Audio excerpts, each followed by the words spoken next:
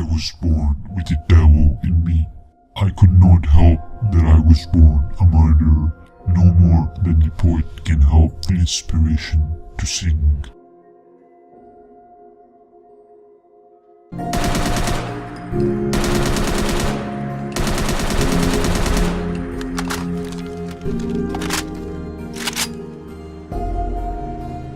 At the end of the 19th century, Chicago was a booming industrial center, rife with social change and rampant violence. As the United States made its international cultural debut at the 1893 World's Fair, one man's obsession with murder introduced the world to its first known serial killer.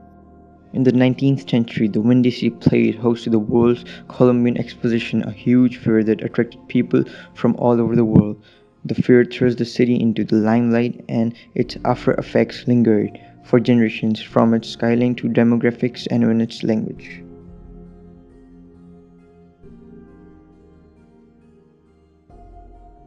Chicago was a city rife with vice and violence.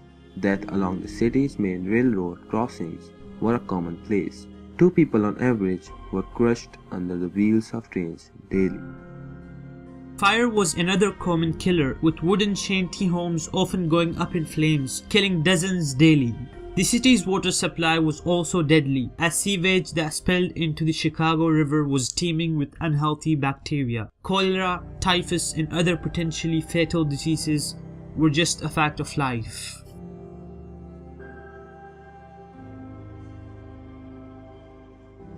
Murder rates in Chicago were some of the highest in North America. The city's police didn't have the manpower or even the training to manage this violent city. In the first half of 1892, some 800 gruesome deaths were counted in Chicago. That's about 4 deaths every day.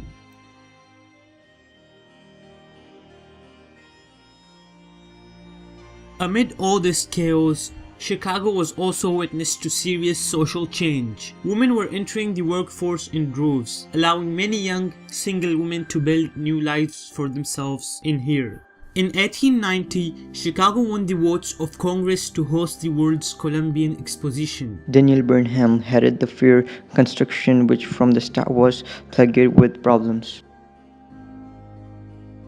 Burnham, against all the odds, was able to open the fair on time in 1893.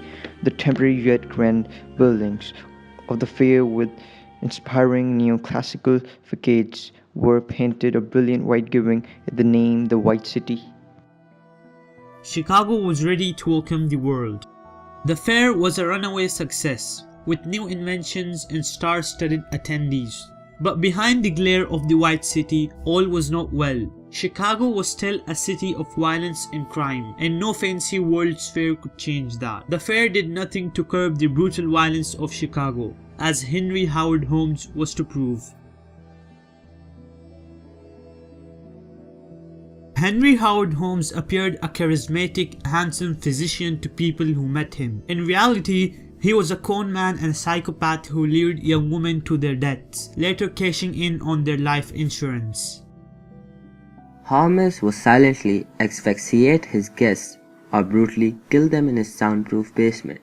He would then dissect the corpses, stripping them of skin and organs.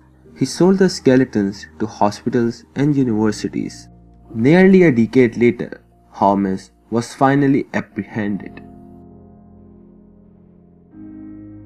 All in all, police believe Holmes killed between 20 and 200 people.